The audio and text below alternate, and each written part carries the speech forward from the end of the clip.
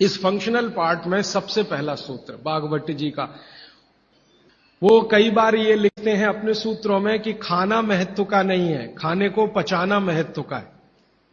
क्योंकि भोजन पचेगा तो रस बनेगा, उसी रस में से मांस, मज्जा, रक्त, मल, मूत्र, वीर, मेद ये सब बनेगा, अस्थियां बनेंगी और वही आपके शरीर के लिए आगे जीवन में काम आएंगे। पहला सूत्र भोजनांते विषम वारी, इसका सीधा सा अर्थ है भोजन के अंत में पानी पीना विष पीने के बराबर है। सूत्र ये है, भोजन अंते माने भोजन के अंत में, भोजनांते विषम वारी, विष समझते हैं आप जहर, जहर जैसा क्या है? पानी। सूत्र उतना ही है, समझने के लिए मैं आपको बहुत उदाहरण दूंगा ताकि आप जल्दी पता कर पाएं।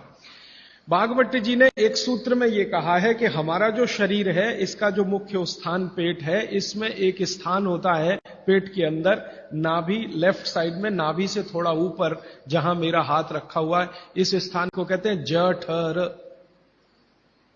संस्कृत में कहते हैं जठर, हिंदी में कहते हैं आमाशय, अंग्रेजी में चाहे तो एपिगैस्ट्रिकम। भागवत जी कहते हैं कि इसमें अग्नि प्रदीप्त होती है, जठर अग्नि, जठराग्नि। और भोजन जो कुछ भी आप करते हैं वो पहले जठर में ही जाता है। यह है महत्व की बात। आपने रोटी का पहला टुकड़ा मुंह में डाला और जैसे ही टुकड़े को चबाना शुरू किया, लार बनना शुरू हुआ, तुरंत अग्नि प्रदीप्त हो जाती, पहले ही टुकड़े में।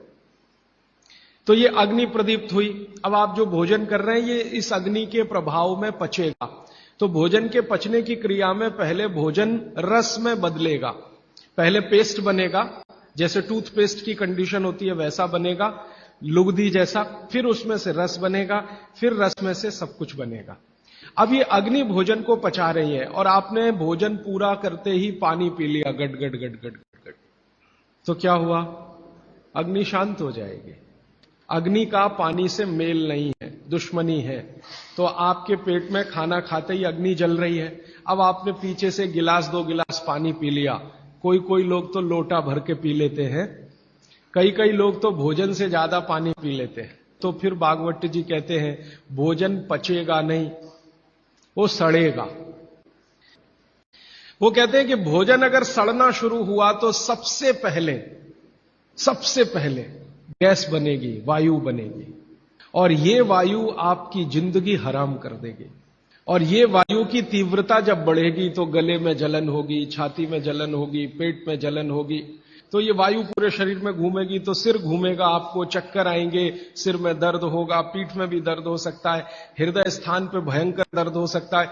कई बार तो इतना दर्द होता है कि आपको लगेगा कि हार्ट अटैक आ गया, लेकिन वो वायु का दर्द है, हार्ट अटैक नहीं। और ये जो वायु बनी भोजन के सड़ने से, इसी वायु में से भागवत जी ने सूची बनाई है कि 103 रोग पैदा होंगे। 103। सबसे पहला रोग है उसमें एसिडिटी, हाइपर एसिडिटी।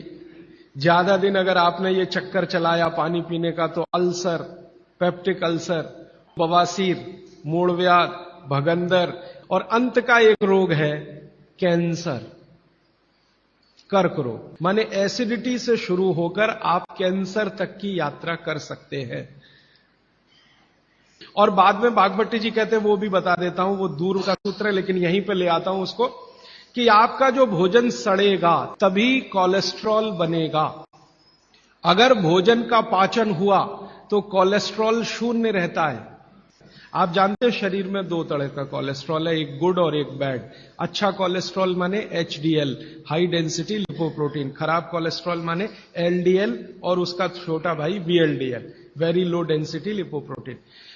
जिनको कोलेस्ट्रॉल बढ़ रहा है या बढ़ा हुआ है वो ध्यान दें, उनको भोजन पच नहीं रहा, उनका भोजन सड़ रहा है।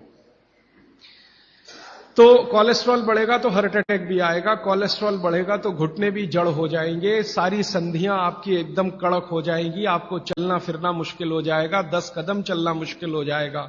तो वो ये कहते हैं कि जब 103 बीमारियां एक छोटी गलती से आती हों तो वो गलती कभी करना नहीं।